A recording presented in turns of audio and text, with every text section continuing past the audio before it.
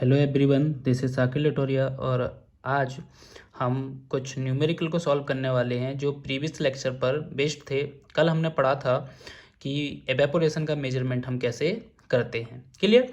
तो सबसे पहला हमने जो मेथड वहाँ पे सीखी थी पेन एवेपोरेशन, जिसको एवेपोरीमीटर हमने बोला था। नेक्स्ट आपका एम्पेरिकल फार्मूलाज थे, जिसमें हमने दो फार्मूले पढ़े थे। कौन कौन से?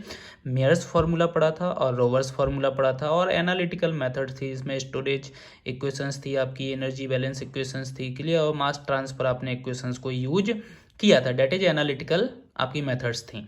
तो पहला न्यूमेरिकल देखते हैं कि पहला न्यूमेरिकल यहाँ पे क्या है। जैसा कि आप देख रहे हैं, at the beginning of a certain peak, the depth of water in an evaporation pan is 1.2 meter diameter was 7.75 centimetre.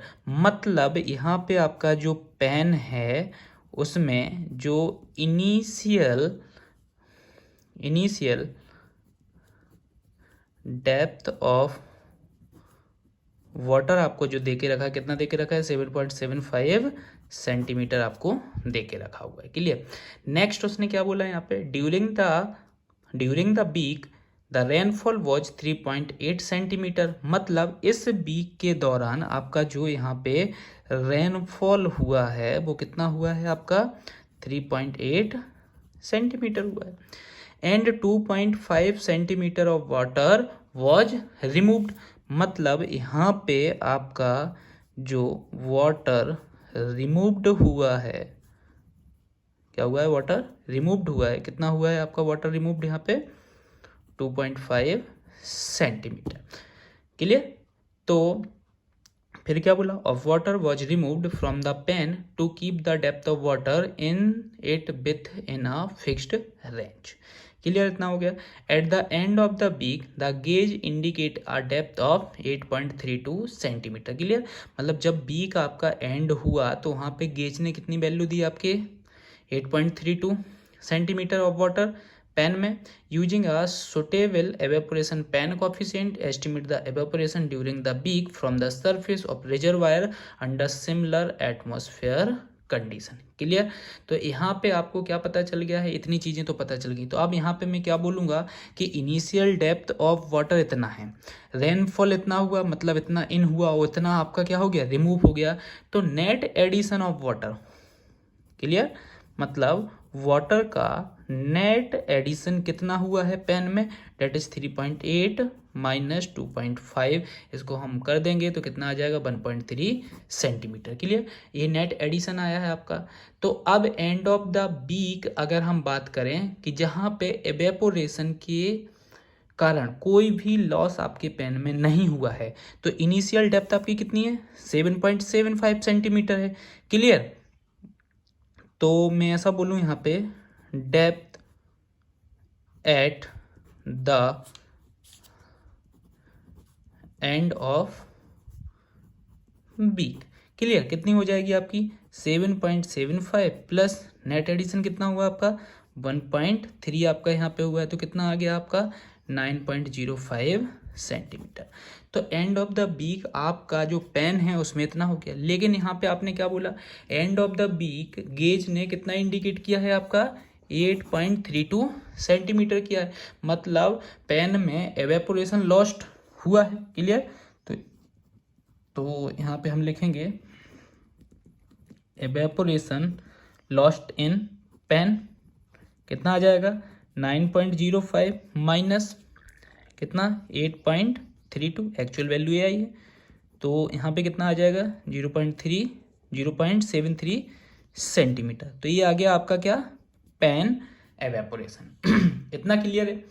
अब यहाँ पे मैंने क्या बोला था कि अब आपको एवेपोरेशन रेट यहाँ पे निकालना है सिमिलर एटमॉस्फेरिक कंडीशन में सेम वाटर बॉडी का। तो हम क्या करेंगे? एक सुटेबल पेन कॉफिशिएंट लेते हैं। तो कल के लेक्चर में मैंने क्या बोला था कि सुटेबल जो पेन कॉफिशिएंट आपका होता है, जिसको हम सीपी बोलते हैं, उसको जनरली हम कितना लेते हैं? 0.8 कंसीडर कर लेते हैं। तो रिजर्वायर में कितना आपका एवेपोरेशन लॉस हुआ है वो आप कैसे निकालोगे यहाँ पे?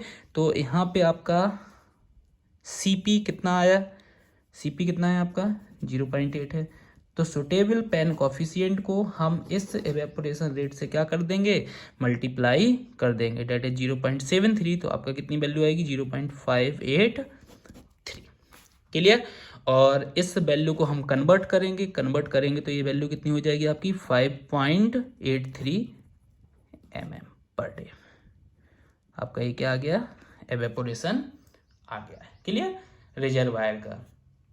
तो ये आपका जो न्यूमेरिकल था, ये फर्स्ट जो हमने पेन मेजरमेंट पढ़ा था उसके बेसिस पे आपको इस टाइप से क्या करना है, सॉल्व करना है। नेक्स्ट हम यहाँ पे न्यूमेरिकल देखेंगे, ठीक है। नेक्स्ट न्यूमेरिकल देखते हैं, इसी का है मेजरमेंट ऑफ एवेपोरेशन। तो यहाँ पे आपको सबसे पहले क्या क्या डेटा गिवन है, क्वेश्चन पढ़ लेते हैं। तो पहला क्वेश्चन क्या है आपका, reservoir with a surface area of 300 hectare, मतलब एक आपको रिजर्वायर दिया गया है जिसका सरफेस एरिया कितना है, 300 हेक्टेयर है। Has the following average metrological value during a given B. यहाँ पे वाटर का टेम्परेचर आपको 30 डिग्री सेल्सियस दे के रखा हुआ है। नेक्स्ट, रिलेटिव ह्यूमिडिटी आपको यहाँ पे कितनी दे के रखी है, 50% दे के रखी है। विंड वेलोसिटी यहाँ पे जो आपको दे के रखी हुई है वो कितनी दे के रखी हुई है, 1 मीटर एबव ग्राउंड से दे के रखी हुई है, that is 12 kilometre per hour. Next हम बात करें तो मीन बैरोमीटर रीडिंग आपको यहाँ पे दे के रखा हुआ है। तो बैरोमीटर की रीडिंग कितनी है, 750 mm आपको यहाँ पे दे के रखी हुई है। नेक्स्ट, ES आपको पता है सैचुरेशन वेपर प्रेशर होता है, ये कितना दे के रखा है, 31.82 mm, और किसके, Hg मर्क्यूरी के लिए। नेक्स्ट यहाँ पे करना क्या है आपको, estimate the average daily evaporation from the lake reservoir and the volume of water evaporate from the lake during this week, make use of Meyer's formula as well as Rohwer's formula. Clear, यहाँ पे आपको Meyer's formula और Rohwer's formula दोनों use करके आपको average daily evaporation को क्या करना है, कैलकुलेट करना है। तो मेयर्स वाला मैं आपको करा रहा हूं और रोबर्स का फॉर्मूला आप अप्लाई करके इस न्यूमेरिकल को सॉल्व करोगे, और लास्ट में आपको क्या करना है, रिजल्ट को भी क्या कर लेना है, कंपेयर कर लेना है कि मेयर्स फॉर्मूला से आपका और रोबर्स फॉर्मूला से आपका क्या यहाँ पे आंसर आ रहा है। क्लियर। तो यहाँ पे देखते हैं कि अब आप कैसे न्यूमेरिकल को सॉल्व करोगे। तो कल हमने पढ़ा था empirical formula, Meyer's formula. Clear, क्या होता है, ये एवेपोरेशन, Km आपका कॉफिशिएंट था, Meyer's coefficient, ES minus ES आपका क्या था, सैचुरेशन वेपर प्रेशर, और ये एक्चुअल वेपर प्रेशर था 1 + V9/16। क्लियर, इसको मैंने क्या कर दिया, इक्वेशन नंबर 1 दे दिया। ये आपका मेयर्स फॉर्मूला था। अब यहाँ पे आपका क्या है, लेग की बात कर रहा है, तो मैंने क्या बोला, लार्ज डीप वाटर बॉडी है, उसके लिए हमने कल Km की वैल्यू पढ़ी थी कि अगर लार्ज डीप वाटर बॉडी की हम बात करते हैं तो हमारा Km कितना हो जाएगा, 0.36 हो जाएगा। और स्मॉल की अगर मैं बात करता हूँ, लार्ज की जगह अगर मैं यहाँ पे स्मॉल करता तो इसी वैल्यू को मैं कितना ले लेता, 0.50 ले लेता। ये आपकी Km की वैल्यू हो जाती है। ES आपका सैचुरेशन वेपर प्रेशर दिया गया, और saturation vapour pressure at the temperature. तो टेम्परेचर आपको यहाँ पे क्वेश्चन में दिया हुआ था, कितना दिया हुआ था आपको क्वेश्चन में, 30 डिग्री सेल्सियस दिया हुआ था। क्लियर, तो यही मैंने क्या बोला है कि ES जो है आपका सैचुरेशन वेपर प्रेशर है एट 30 डिग्री सेल्सियस पे। क्लियर, कितना दे के रखा हुआ है ES की वैल्यू, 31.82। अब आपको पता है what is the relative humidity. Relative humidity क्या होता है कि actual vapour pressure by saturation vapour pressure. Clear, तो EA/ES का रेशियो कितना हो जाएगा आपका, इक्वल्स टू क्या हो जाएगा, रिलेटिव ह्यूमिडिटी। और रिलेटिव ह्यूमिडिटी आपको क्वेश्चन में क्या है, गिवन है, डेट इज 50%, ये देके रखी हुई है रिलेटिव ह्यूमिडिटी। क्लियर, तो रिलेटिव ह्यूमिडिटी यहाँ पे आपको देके रखी है, तो ये आपकी 50% मैंने यहाँ पे वैल्यू रख दी है, और ये क्या है यहाँ पे अपन लिख देते हैं, डेट इज रिलेटिव ह्यूमिडिटी। ठीक है, ये रिलेटिव ह्यूमिडिटी आपका हो गया। तो नेक्स्ट हम बात करें तो एक्चुअल वेपर प्रेशर क्या हो जाएगा, डेट इज 50% को सॉल्व किया 0.5, और ES की वैल्यू 31.82, तो कितना आ गया 15.91 mm ऑफ Hg, ये आ गया आपका। अब यहाँ पे मोस्ट इंपोर्टेंट टर्म क्या है कि आपको V9 की वैल्यू चाहिए, और V9 में आपको कल बताया था कि V यहाँ पे डिनोट करता है मीन विंड वेलोसिटी। और 9 का मतलब क्या है कि फॉर एग्जांपल ये आपका क्या है, ग्राउंड लेवल है, तो इससे 9 मीटर अबव आपको क्या लेना है, विंड वेलोसिटी लेना है। बट यहाँ पे जो क्वेश्चन में आपने एक चीज नोटिस की होगी कि जो विंड वेलोसिटी आपको दे के रखी हुई है, क्या दे के रखी हुई है, विंड वेलोसिटी 1 मीटर अबव। और 1 मीटर अबव आपको कितना दे के रखा है, 12 किलोमीटर पर आवर गिवन है। क्लियर। तो यहाँ पर अब आपको V9 की वैल्यू निकालना है। तो यहाँ पे कैसे निकालते हैं हम V9 की वैल्यू को, कैसे कैलकुलेट करेंगे, तो यहाँ पे आपका एक फॉर्मूला होता है, क्या होता है देखते हैं। क्या लिखोगे आप, V9 भाई V1, देखो जो आपको गिवन है, जो आपको फाइंड आउट करना है, V9 आपको फाइंड आउट करना है, वो ऊपर रहेगा, ये नीचे रहेगा। क्लियर। V9 के बाद क्या आ जाएगा, Z1 बाई Z2 की पावर 0.143, जो यहाँ पे लिखा हुआ है। क्लियर, यहाँ स्पेस नहीं है तो थोड़ा नहीं दिख रहा है।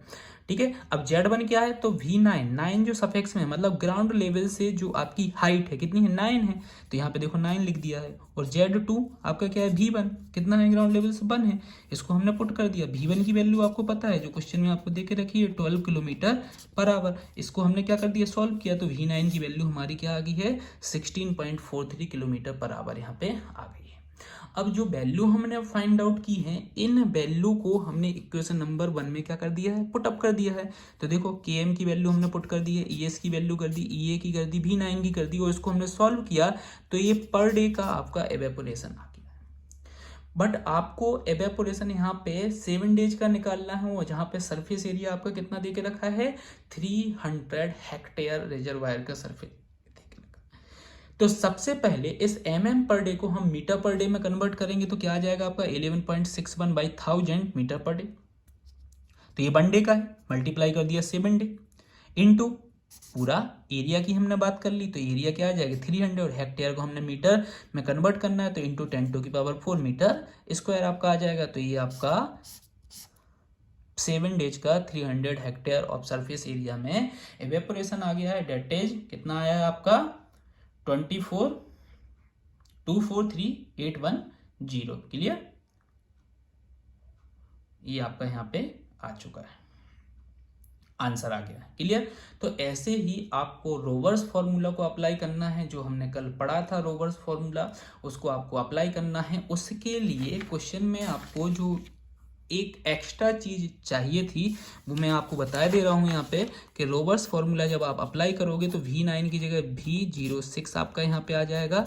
क्लियर, मतलब विंड वेलोसिटी ग्राउंड लेवल से 0.6 मीटर एबव आपको लेना है। क्लियर। और नेक्स्ट यहाँ पे आपको एक और जरूरत थी, किसकी थी, PA की, डेट इज एटमॉस्फेरिक प्रेशर। तो ये आपको बैरोमीटर की रीडिंग यहाँ पे देके रखी है, तो आप यहाँ पे इसको अप्लाई कर सकते हो। क्लियर। अब नेक्स्ट यहाँ पे आपका क्या आता है, तो रोवर्स फॉर्मूला आप अप्लाई कर लोगे, तो इसको सॉल्व करना और कमेंट के थ्रू आप आंसर बताना कि आपका आंसर क्या आया है। क्लियर। और रिजल्ट को भी आप कंपेयर करना कि मेयर्स फॉर्मूला को अप्लाई किया और रोवर्स फॉर्मूला को अप्लाई किया, तो कितना चेंज आपका एवेपोरेशन में आ रहा है। क्लियर, मतलब क्या वैल्यू आपकी आ रही है।